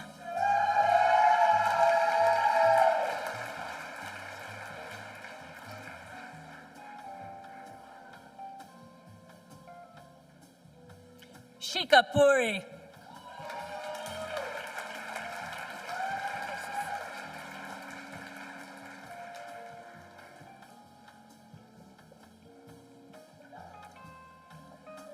Persis Sunny.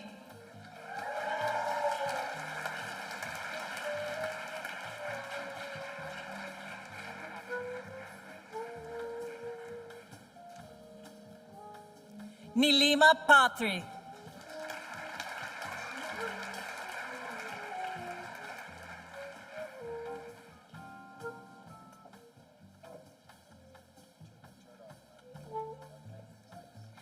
Lydia Josette Niemanen.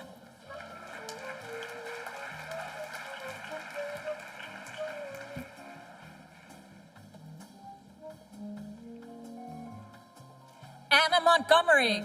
Anna is also the recipient of the Dean's Service Award and is being inducted into the Omicron chapter of the Delta Omega Public Health Honor Society.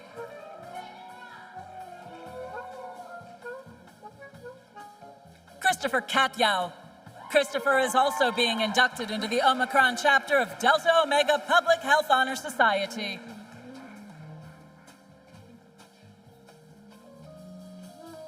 Tom Wenhansu. Tom is also being inducted into the Omicron chapter of the Delta Omega Public Health Honor Society. Sheridan Sweet.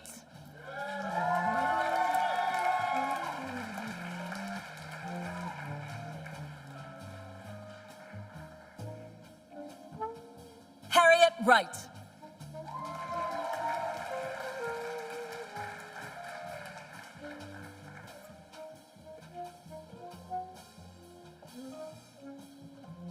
Manahil Sami.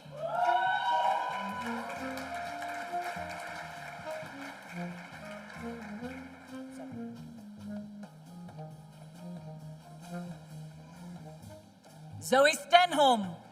Zoe is also the recipient of the Outstanding Student Award.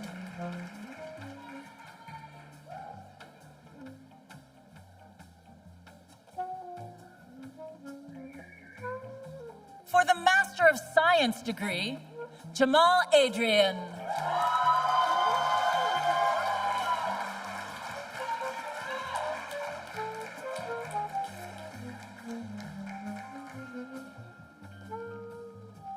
Ian Jacobs.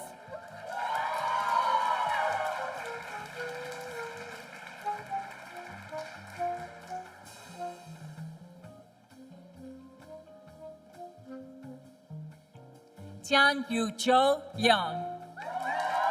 Tian Yu-jo is also the recipient of the Outstanding Student Award.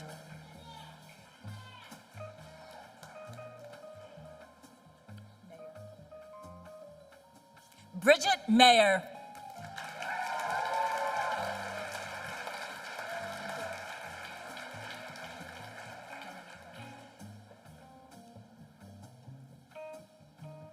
Dominica Oliver.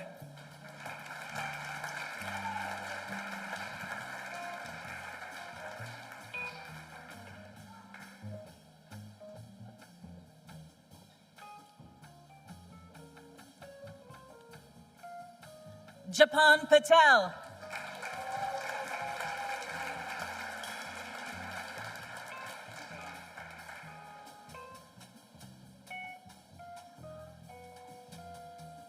Madeline Peterson.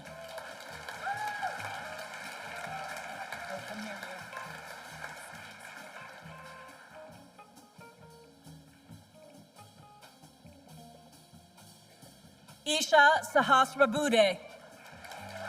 Isha is also being inducted into the Omicron chapter of the Delta Omega Public Health Honor Society.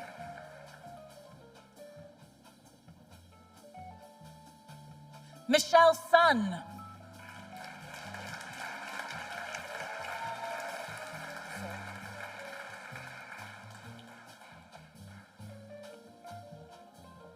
Jerry Zo.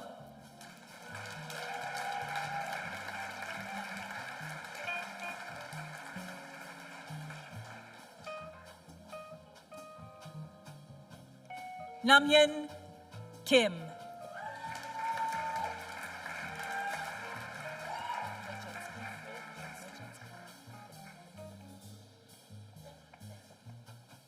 Paul Muljensky. Paul is also receiving the certificate in Public Health Genetics.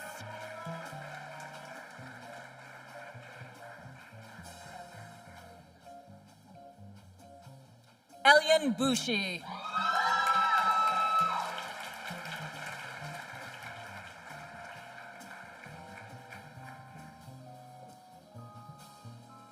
Emily Rock.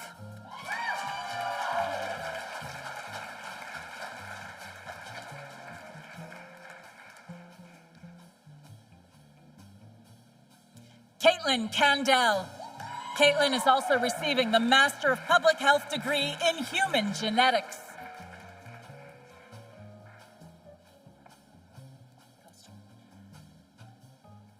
Victoria Castor.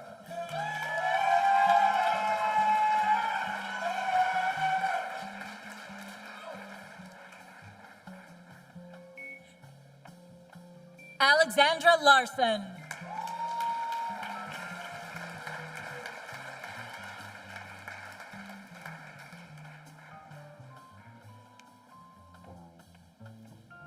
Gopika Rajanakanth. Gopika is also the recipient of the Delta Omega Outstanding Thesis Award.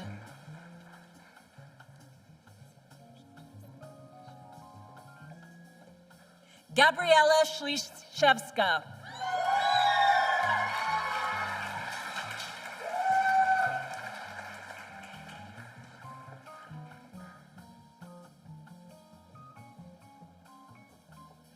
Lian Do.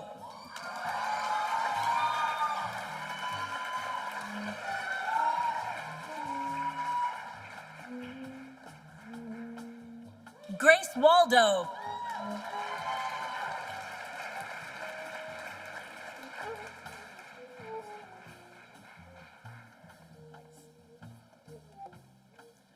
Nicole Weiss. Nicole is also the recipient of the Outstanding Student Award.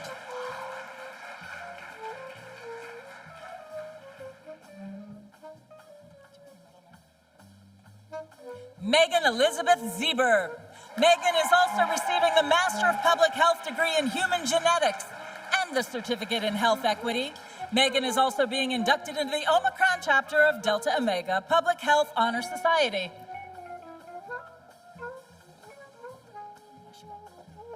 Nicholas Moshgott.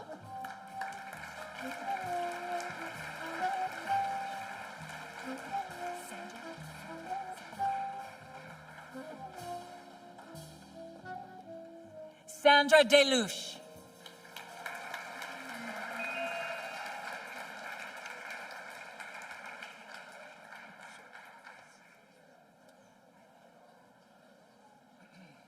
Gayatri Dolakia.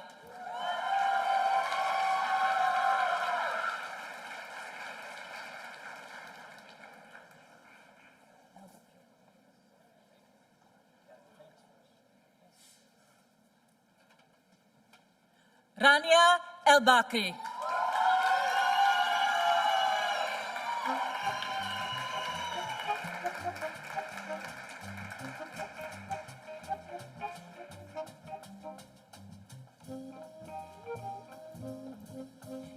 Elise Jacobson.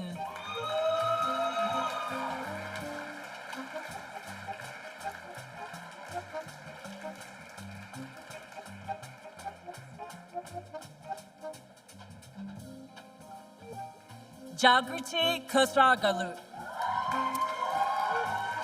Let's get her name right. Jagriti Kosaraju.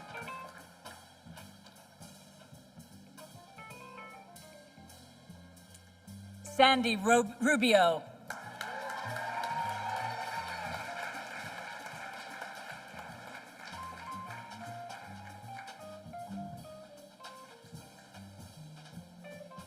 Nan Sheng.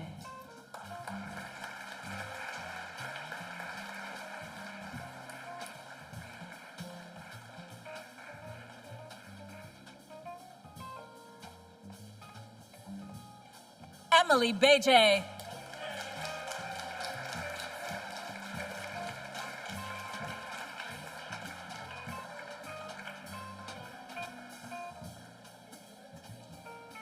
Grace Bothwell. Grace is also the recipient of the Delta Omega Outstanding Thesis Award and is being inducted into the Omicron chapter of the Delta Omega Public Health Honor Society.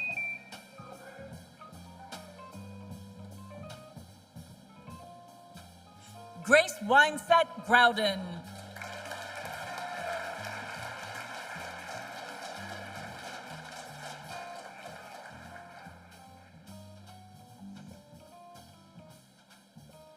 Abby Lipinski.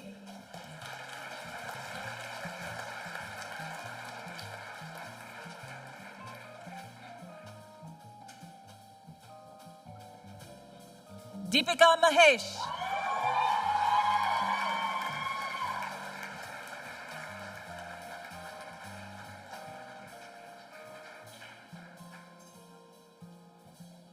Morgan Ritchie.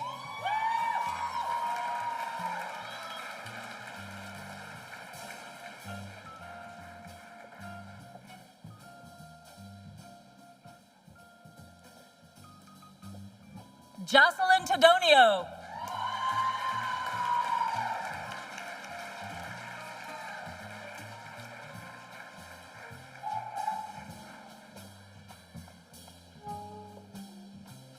Shreya Teradese. Shreya is also being inducted into the Omicron chapter of the Delta Omega Public Health Honor Society.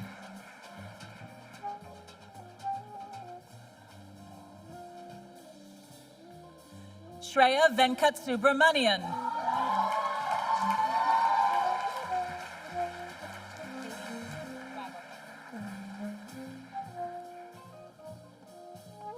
Katie Waggle.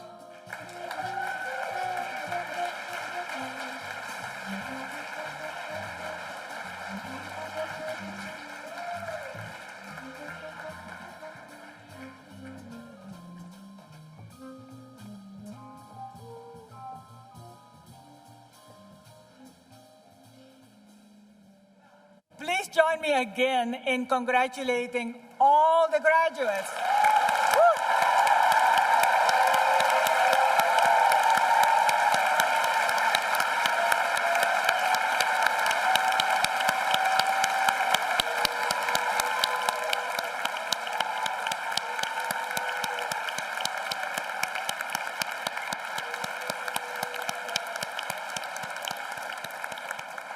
I am so inspired by all of you here today, and I'm equally excited of what's to come. What's to come is you'll go out there and not only just do good, as Admiral Levine said, go to those places and those people that need you most. Because we have that shared vision to include and improve the health of community as close to our heart. But you're not going anywhere, actually. This is a surprise to your parents and your friends because you will always be as part of this family, as part of this public health family and alums, whether you do policy, practice, because we are here to solve problems, the most entrenched of those. So I invite you to continue to stay involved with our school. Don't go anywhere. And we look forward to seeing you brightly to shine in that public health work. You'll soon receive, see, we're not letting you go. You'll receive our spring magazine and Look forward to that email, and because you are being featured in that spring magazine. As we approach now the end of the close of the 2024 Pittsburgh School of Public Health graduation ceremony, I would like to all the staff who worked so hard, you have no idea who sits where, who goes when, for months and months on end, to make this look like it's seamless. Please, all the staff, stand.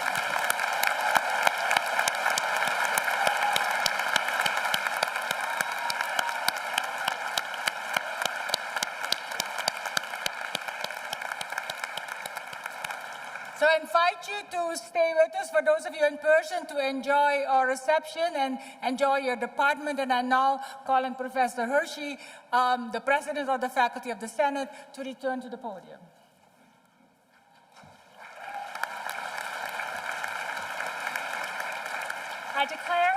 I declare the 2024 University of Pittsburgh School of Public Health graduation closed and invite the Dean to lead the faculty and then the graduates to join the reception. Please remain seated until faculty and students have left the auditorium.